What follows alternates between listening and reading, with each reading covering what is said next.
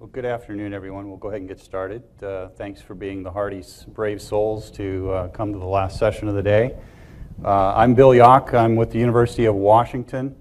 I'm actually here in more of a capacity, though, in terms of my work with Internet 2 InCommon. I'm a member of the InCommon Steering Committee, so I'm going to talk quite a bit about that today. How many of you are familiar with InCommon, or are a couple of you? Are you? How many of you are? Do you know if you are InCommon members already? 2, 3, a couple of you. Okay. So I'm curious. Are you interested in sort of? Are you here as sort of a system administrator looking for sort of technical information about how to do identity and access management, or are you looking more for sort of just what is InCommon? What are the services? What is InCommon up to these days? That kind of thing. That the last part. Okay. I've got a lot of content here, so it helps me to sort of tailor my presentation to you, to focus more in on that then, and I shall do so. My contact information is on the last slide here. If you have any questions about the slides, which I've already posted, feel free to give me a call at any time. I'm happy to walk you through it. But I'm going to talk a little bit about InCommon, its 10-year history, and some of the progress that it's made.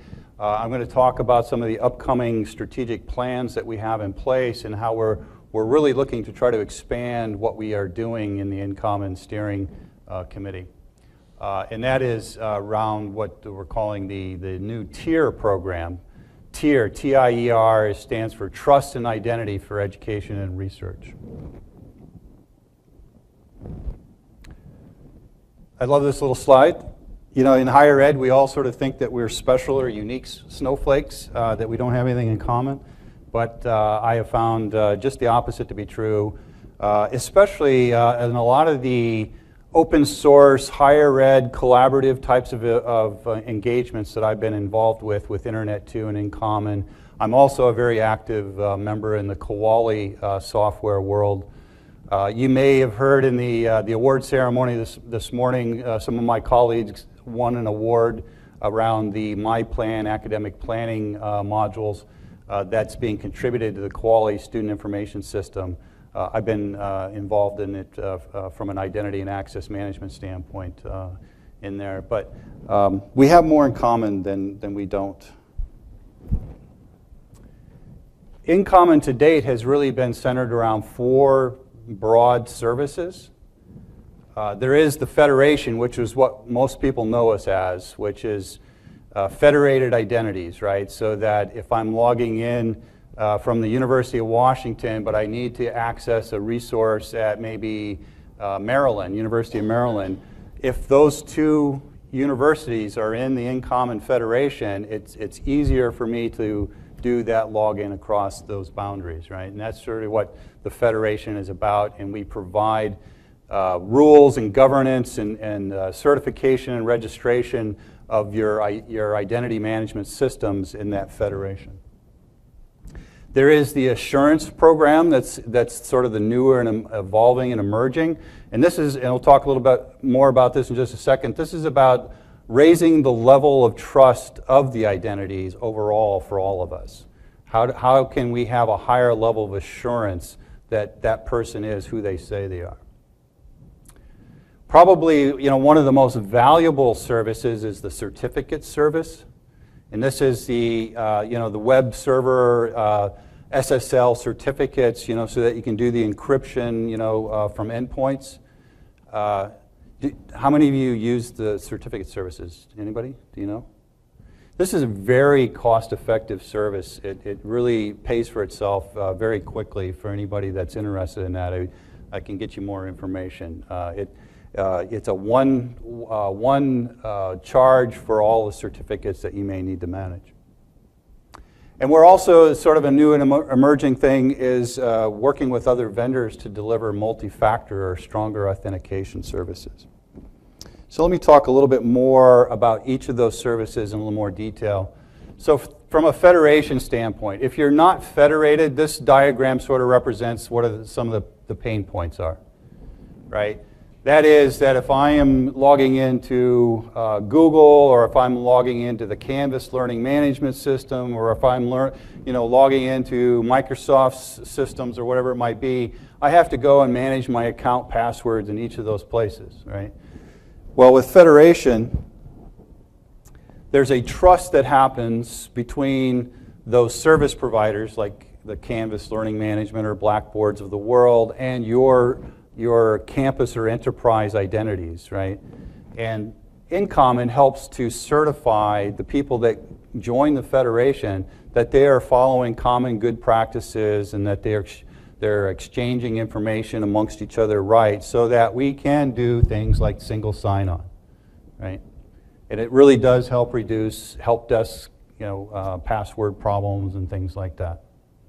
So we like to call it the Circle of Trust framework. You're certified by InCommon. And then the insurance program, the assurance program, again, is really trying to validate at a higher level what your identity is, especially if you need to access very sensitive systems, like healthcare systems, or if you're from a research university, and you want your top secret research, access to research by researchers, you may need to have a higher level of assurance, right? And we are actually following some of the federal government's practices here. We don't actually use the federal government's specific formats. We've created our own higher ed format, but it has been certified by the federal government. And that's sort of what we call the NIST, the NIST 863 levels 1 and 2, or the bronze and silver profiles that we have, right? And to give you a sense of what I'm talking about, I'm not sure if you can see this all that well, but really when you talk about bronze and silver and what's the difference between these things, silver gives you much stronger identity proofing and much stronger password management types of practices, right? Or at least the assurance is that we certify that the people in the Federation are in fact doing stronger identity proofing and stronger password management, and that they're following sort of the guidelines, the standards that we have in the InCommon Federation created. Does that make sense? I was just, the session that was just in here previous to this one was Thycotic, vendor that's doing password management software types of systems. They talked about a lot of these things in their presentation. And there's good vendor software out there to help you do higher levels of assurance. Right? In the multi-factor world, we're working with a couple of vendors. Duo is one of them. SafeNet is the other. Basically, you can get discounted licenses and fees from those vendors for these multi-factor authentication services and solutions in your campuses. So if you're in need of stronger authentication, multi-factor authentication, I would encourage you to check this out. Now, it's really interesting how the industry is more moving towards solutions that don't involve passwords. Passwords are just the thing that's killing us. All the the majority of data breaches that are happening out there in the world today are compromised passwords in some way, shape, or form, right? And we're, as a collective, higher ed in particular, we're really trying to figure out solutions to get rid of passwords completely if we can. One of the things that Internet 2 is working on right now is something called Insert, and this is about the BYOD, mobile device types of things, and putting certificates on your personal devices and using those personal devices to be able to authenticate and access certain things. So there's a link there. If anybody's interested, you can go check that out. As an industry, not just in higher ed, but government and also commercial vendor solutions, there's the FIDO Alliance. They're also working on this issue and trying to get rid of passwords completely. There's a link to FIDO information there for you. I really do hope that we can evolve our security and privacy practices to figure out solutions that are non-password based, because they really are a big problem for us. And then one last thing on our in-common services, the certificates. Again, as I mentioned, it's sort of the encryption from endpoint to endpoint, and it's the management of the certificates and the keys that you have to establish on those systems to be able to do the encrypted passing of information back and forth between systems. Again, it's a one fixed annual fee, and you're able to easily deploy their certificates onto your servers and systems in your environments. And if you're a member of Internet 2, you get a 25% discount on that. Does anybody here, anybody an Internet 2 member? One, two, couple, okay. By the way, I'm not sure if I mentioned this. InCommon is actually an Internet 2 company. It's a limited liability company that was created by Internet 2 to basically do the trust and identity components of it. Internet 2 also offers the advanced high-speed networking between our institutions and a lot of the services that are on top of that network. Now I'm going to take you through a little background and history on InCommon. InCommon's board of directors is called the Steering Committee. InCommon Steering has been meeting for about 10 years now. And after about the first 5 years, and that was in 2009, they stopped and sort of did an assessment and created a report about, are we being effective? Are we meeting the members' needs in terms of what we're delivering in terms of services? So we asked, are we focused on strategic things, and are we organized appropriately to be able to lead these services forward? Do we have the right investments in place and things like that? In 2009, that steering report came up with 13 different recommendations on what InCommon should do. I'm not going to read each of these. You can go back and review after the fact, but just be aware that we're very conscious in evaluating what it is that we're doing and what is it that we need to do to best maximize our members' investments. So those are those 13, but let me just jump forward here. InCommon has grown. We're now at 643 current participants. And of those participants, there's a different mix of services that they're using, but all of them are members that join the InCommon Federation, and you can see that's a pretty impressive growth chart there. The certificate business in particular has been booming.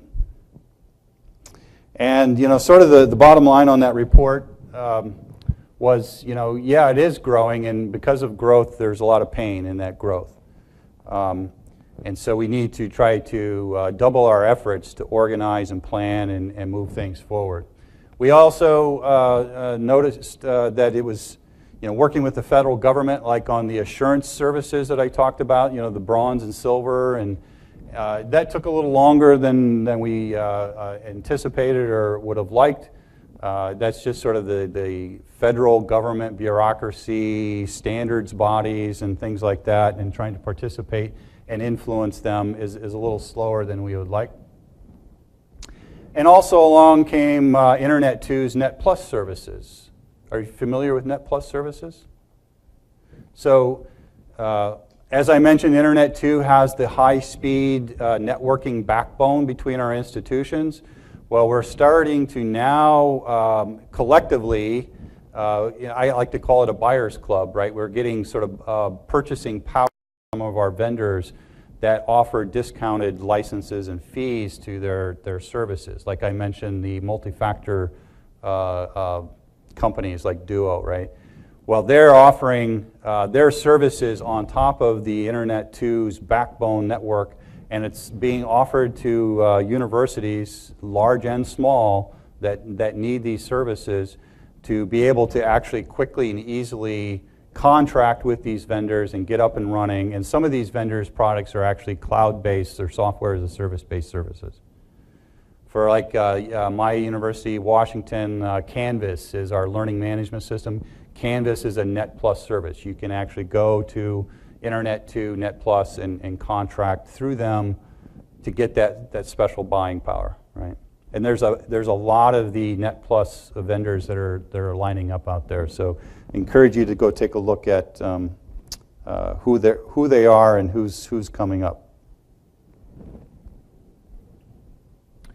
Now that was sort of the first 5 years. We also just last fall, late last fall, early this year, did another review. It's another 5-year review, and so we have another report in 2013. There's a link to that report. I encourage you to go look at that if you're interested.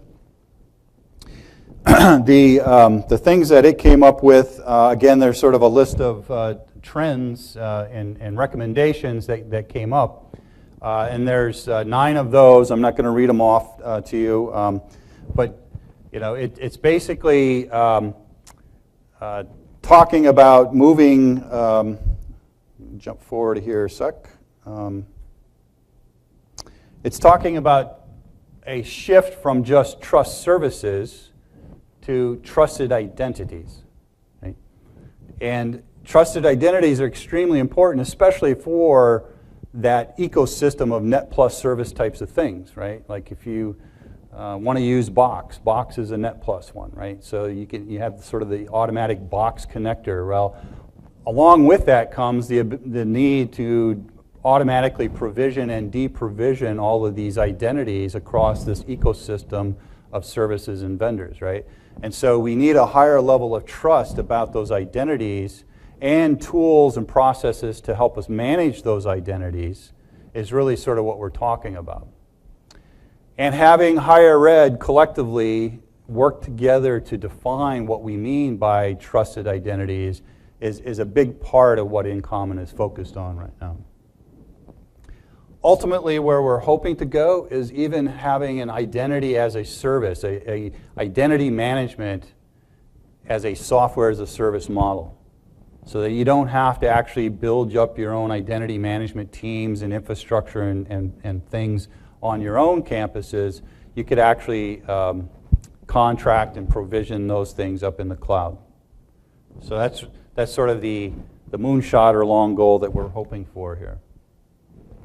Now, what really makes that very challenging is the fact that even in our higher ed circles, all the different communities that work on identity and access management, there's a bunch of them. And there's a bunch of vendors that are in the mix here. I mentioned Kowali. I've been very active in Kowali. Internet2 has been building Shibboleth software and Grouper software for a long, long time. Some of you may be familiar with Apereo or the old JSIG communities.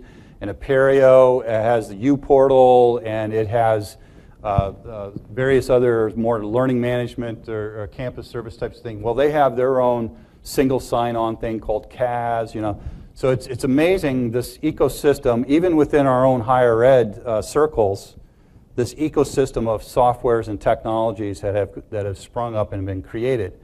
Well, what we're talking about InCommon Tier doing is helping to provide coordination and collaboration across those different communities. And it's really, again, about leveraging the size of InCommon membership. You know, like I said, 643 schools that are now members.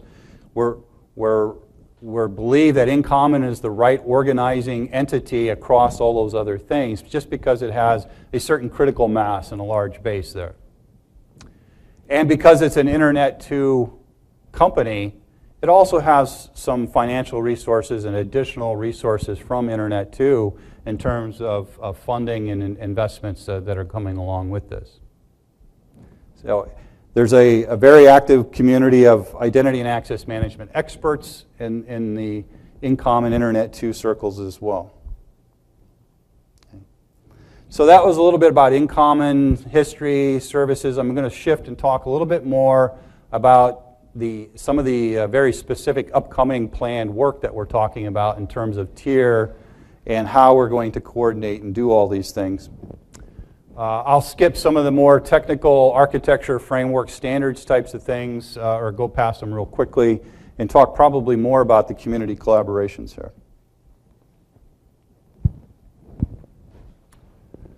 So we had in the InCommon steering in the last 6 months or so, we've had this new subcommittee created. It's the planning subcommittee, or what we're calling the program planning committee. I'm a member of that committee. I was able to actually help coordinate some of the wish list items in the quality community to package up with the internet to InCommon communities, and also work closely with the Apereo communities to really try to create a more comprehensive program plan or roadmap of items. We created a report that talked about trends and needs, and that report highlighted over 30 goals and 100 different tactics and recommendations on how to achieve those types of things. You can get to that report from that previous InCommon link that I had on one of my other slides. There's a link to this report on there, if you're interested. So we took that report and we synthesized it and organized it according to the main objectives of InCommon, and there were 7 of those. And this slide shows you what those objectives are. One is we wanted to simplify the process of joining the InCommon Federation and identity management because that can be challenging for identity teams. We need to increase the value of participation in InCommon and the tier programs for folks. One of the big value propositions was certificates. We want to increase the value proposition for all the services, and including some of the new services. We want to expand not within our own federation, but also join across other federations, like the European federations. So there's this inter-federation goal that we have in mind here. The innovate, influence, lead where it matters. This is really about creating that identity as a service type of model that I was talking about. That's sort of the moonshot goal types of things. It's really trying to influence the direction there. And again, it's about higher level of assurance of identities and putting trust into those identities. But we also want to develop more services specifically for teaching and learning and specifically for research and supporting the research activities of campuses.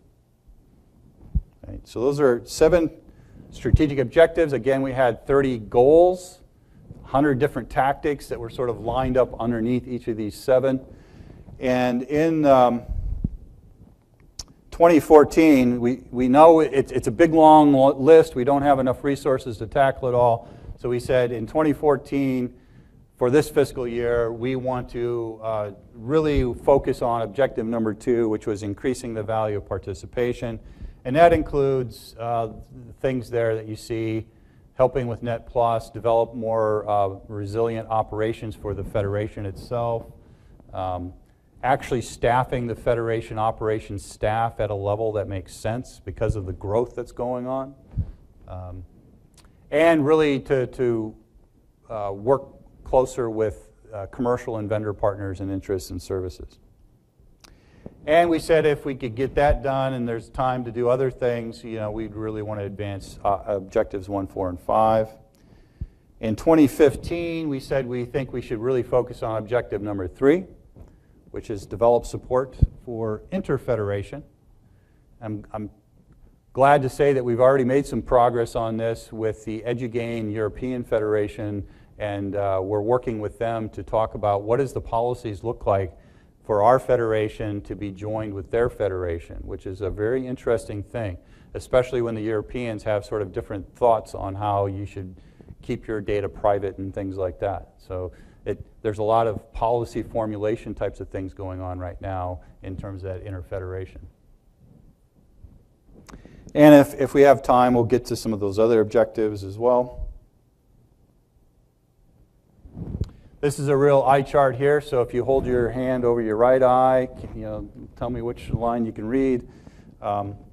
That report that I talked about earlier actually listed over 40 different initiatives that we have heard of or that we've been involved in higher ed to work on different parts of this puzzle. So it's a little daunting and overwhelming to actually even think about how do you go about organizing all this work, because there's like 3 main communities that are made up of different higher ed members working on these different parts, right? Well, what's the interesting thing about this is that it's all about collaborations in our communities and creating open source, open standards type of solutions. All of this stuff is really things that the higher ed community is building together. And I always like to stop and throw in this little point for everybody about what community development means to me. I've been like I said, I've been very active in Koali and Internet 2 and the development of these open source solutions. It's sort of like the old-fashioned barn raising, right? And you get a whole bunch of people together, a lot of hands, make light work, but it can also be quite confusing when you got a whole bunch of people, running around, and how do you coordinate and move those types of things together. But in the end, you come up with something very special, and that is really important to me in the work that we've been doing. The picture on the right actually happens to be a church that my great-grandfather actually helped to create in a very similar way back in the mid-1800s. And interestingly enough, the community today has moved that church into town, and they're starting to create a heritage museum around that church by bringing in other historical property and buildings. And it's really quite interesting to see how the community is now organizing around that interesting cause, right? I encourage everybody to think about getting involved in these communities and participating and collaborating. Small schools, big school, it doesn't matter. Anybody that's interested and motivated, that has got some skills and experience in helping out and building these things, I would encourage you to think about joining us. I've been talking about the 3 different communities. I sort of laid this Venn diagram out there and talking about to sort of highlight the fact that these communities that have been working on identity and access management things on their own really need to be brought together to start to work together. And that's really what the In Common tier part of this is getting these communities to work together. And how do we do that? Well, it's quite interesting. It's interesting from the fact that coordination is key, and the technical coordination is the easy part. The governance coordination is really the harder part, right? So how do we get each of these communities to agree on what should we develop next?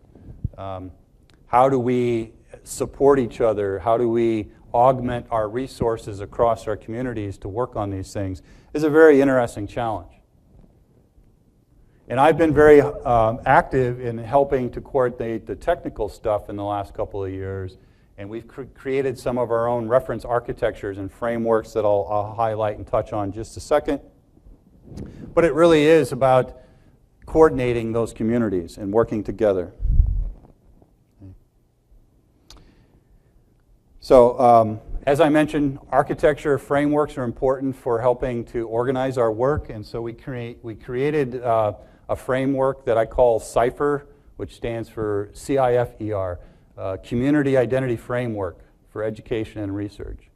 But CIFER, we're sort of debranding that and really focusing on tier now, but it really is all about the same work. It's about conceptual models to classify, organize our work, functional models to really specify what work needs to be done, and creating standard APIs across our different software stacks so that the software works well together.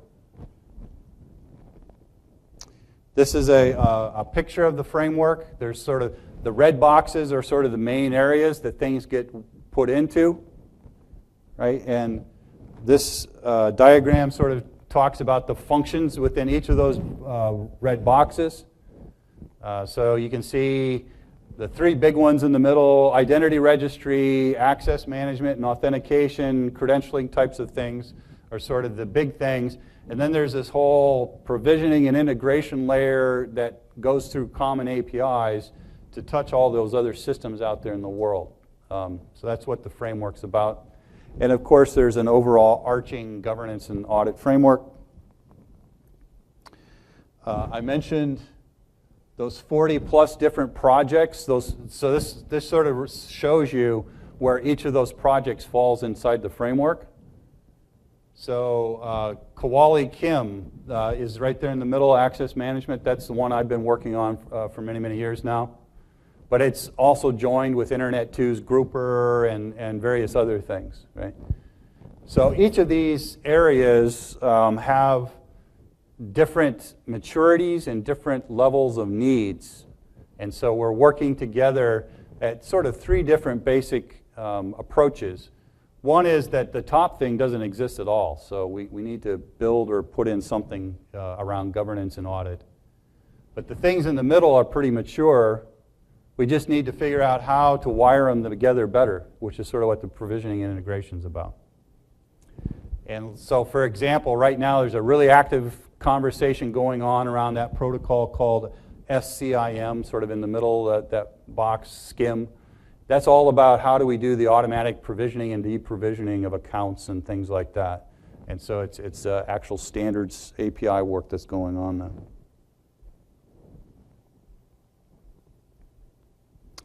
So to wrap up here, again, I encourage everybody to get involved.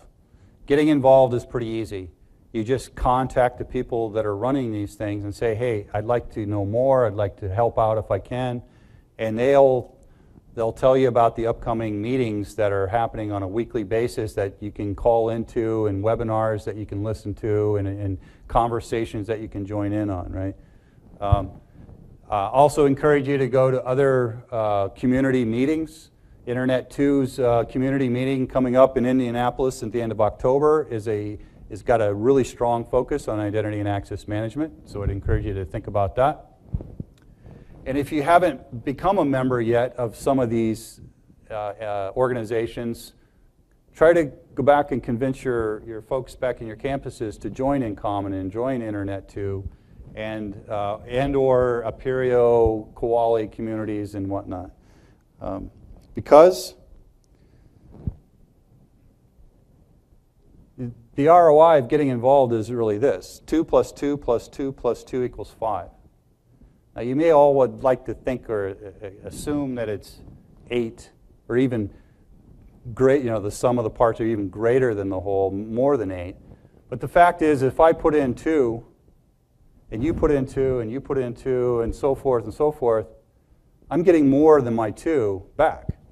Of course, it's not 8, but it is 5, or something less than the whole. That's sort of because of that, that barn raising and sort of the confusion, and it's sometimes kind of chaotic to communicate and organize. That's why you don't realize the 8, and it becomes more of a 5.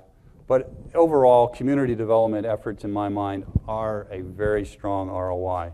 You really do get your money back. So, thank you for listening. Again, thanks for sticking around to the end. I appreciate it. I'm certainly welcome and to take questions if you have any. Could you go back 2 slides to our talent website? Welcome.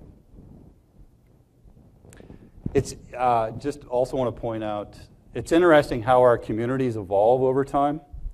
Shibboleth is a software to do identity management, single sign-on.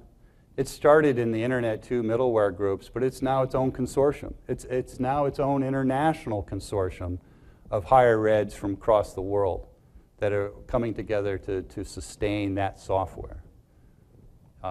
My Koali community, there's the student project, but there's also the HR project, there's the library information system project, the finance project. They each have their own communities, but collectively we're sort of a Koali community, right? So these communities, there's lots of different parts and lots of different things that, if you're interested in, you can get involved with. Apereo is the U portal, and they're working on beadwork calendaring things, and the CAS single sign-on. So again, each of these communities are they're varied, they're multi-valued, so to speak. Yes? I may have missed this, but what are the requirements for joining InCommon? You can find that right there on the website. Participation is a membership fee, and that you'll find out what you get for that fee. There's Internet 2 has a membership fee as well, and so there's sort of an additive effect that if you join Internet 2 and InCommon, you can get even deeper discounts on certain things. So it sort of depends on what it is that you're most interested in terms of what level of participation you would join at.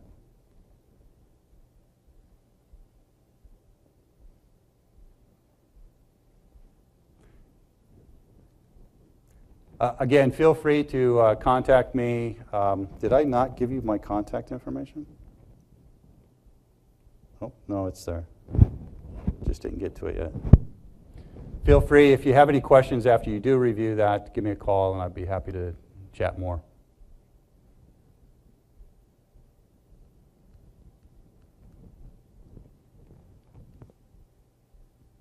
Anything else? Well, thanks, By the way, I just want to mention our keynote speaker yesterday, Freeman Herbowski. He mentioned his CIO's name several times, Jack Seuss. Jack is one of my colleagues on the InCommon steering. He's one of the very active, longtime members on InCommon. And so it was great to hear Freeman give a good shout out to Jack. And I already told him about that, so it was fun.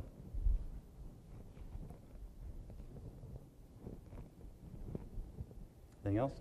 Okay, thank you. Enjoy the rest of the conference.